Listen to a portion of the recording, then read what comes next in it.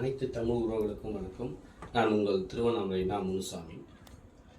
பழமொழிய சிறுகதை மூலமாக உங்களுக்கு விளக்கலான்னு இருக்கேன். குறிப்பாக கிராமங்களில் சொல்லுவாங்க, வாயுள்ள பிள்ளை பொழைச்சிக்கணும். ஒரு ஊரில் ஒரு ராஜா இருக்கார். அந்த ராஜா அந்த நாட்டை சிறப்பான முறையில் ஆட்சி செஞ்சுட்டு வர்றாரு.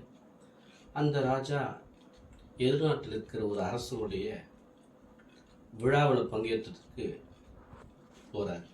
அந்த அரசர் ஒரு நினைவு பரிசு அந்த ராஜாவுக்கு ஒரு ரோஜா பூவோடு சேர்ந்த செடியை பரிசாக அளிக்கிறாரு.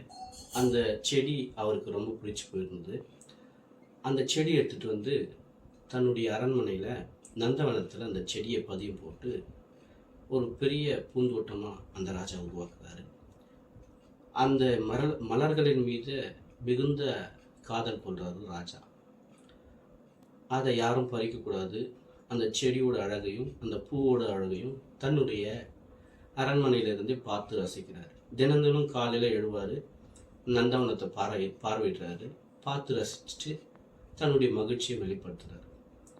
ஒரு நாள் அந்த ராஜாவுடைய மனைவி ராணி, எனக்கு அந்த பூக்கள் வேணும் அப்படின்னு சொல்லிட்டு, ரோஜா பூக்கள் வேணும்னு சொல்கிறாங்க.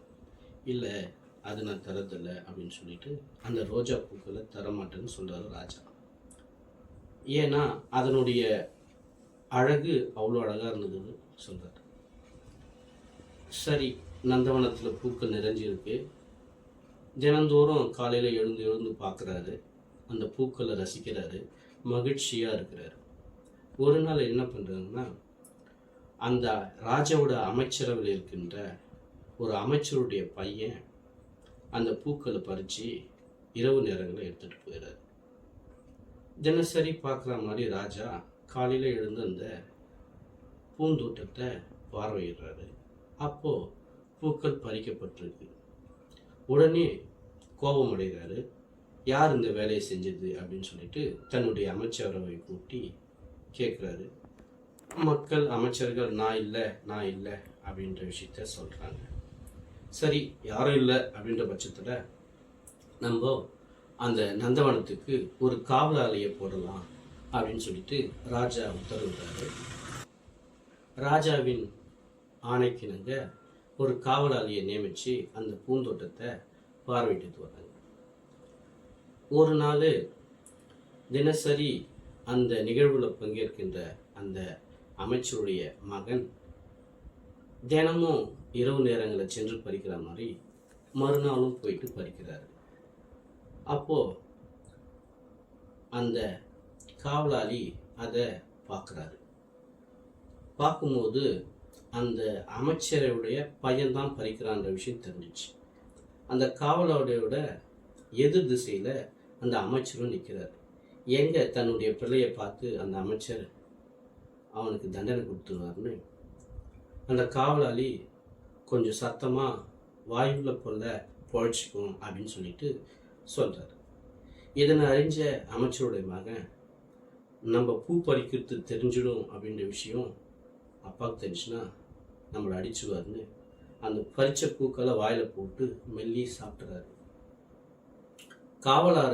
காவலாளியும் அமைச்சரும் வந்து அந்த பையனை கேட்குறாங்க, டேய் தம்பி, பூ பறிச்சியா? இல்லைப்பா, நான் பறிக்கவே இல்லை அப்படின்னு அந்த தம்பி சொல்கிறான். சரி, பறிக்கலன்னு சொல்கிறான், பூவும் கையில் இல்லை. சரி, என்ன பண்ணுறதுன்னு விட்டுறாங்க. மறுநாள் வரட்டும், யார் பறிக்கிறான்ற விஷயத்தை தெரிஞ்சுக்கலான்னு சொல்லிடலாம். அப்போ அந்த பையன் இந்த பறிச்சது மறைக்கிறதுக்காக என்ன சொல்கிறான், அப்பா நான் பறிக்கலை, பறிச்சவங்கள பார்த்தேன் அப்படின்னு சொல்கிறான். யார்ப்பா பறிச்சது அப்படின்னு கேட்கும்போது, மேலே வானிலிருந்து 2 தேவதைகள் வந்தாங்க, வச்சாங்க.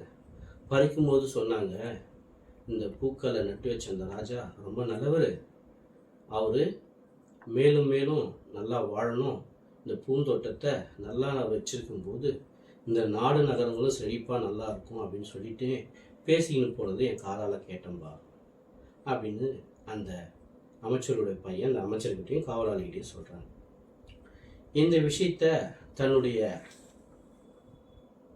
ராஜாவனை அந்த ராஜா கிட்ட போயிட்டு அமைச்சர் சொல்கிறார். அப்போது ராஜா என்ன சொல்றாரு, ஓ வானத்திலிருந்து தேவதைகளே வந்துச்சா, இந்த மாதிரி சொல்லிச்சா ரொம்ப சந்தோஷம். சரி விடுப்பா, இனிமேல் யாரும் காவலாளி பூந்தோட்டத்துக்கு காவலுக்காக தேவையில்ல, மேலிருந்து வந்த அந்த தேவதைகளும் வந்து பறிச்சுட்டு போட்டும், நல்லது தானே அப்படின்னு ராஜா சொல்லி முடிக்கிறார். இதிலிருந்து தெரியவருது என்னன்னா, வாயுள்ள பிள்ளைகள் தன்னுடைய புத்தி கூர்மையால் எங்கே இருந்தாலும் பொழைச்சிக்கொண்ட விஷயம்தான் இந்த கதை மூலிமா தெரிய வருது. இந்த கதை உங்களுக்கு பிடிச்சிருந்ததுன்னா இந்த சேனலை சப்ஸ்கிரைப் பண்ணுங்கள், பெல் பட்டன் அழுத்துங்க, ஷேர் பண்ணுங்கள். நன்றி, வணக்கம்.